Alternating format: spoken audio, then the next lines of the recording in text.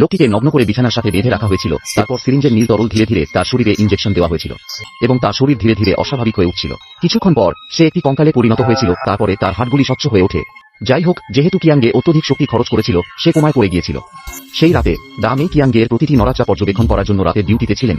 Duty রুমের মলদারটি নিজেই খুলে যায় এবং তারপরে একটি অদৃশ্য হাত দা মেইয়ের চুলে নাড়াচাড়া করে কেউ একজন তার কাপড়ের বোতাম খুলে ফেলায় হঠাৎ দা মেই জেগে ওঠে। সে কিয়াংগেকে ডাকতে ডাকতে জানতে পারে যে কিয়াংগে কি এটা করেছে, কিন্তু কোন সাড়া পায়নি। দা মেই তখন নজরদারি ক্যামেরার দিকে তাকিয়ে দেখতে পায় যে কিয়াংগে বিছানায় নেই। দা মেই আবার তাকে খুঁজতে ঘুরে দাঁড়ায়। পরের দিন সকালে দা মেই তার সহকর্মীদের কিয়াংগে কি করেছে সে সম্পর্কে বললেন।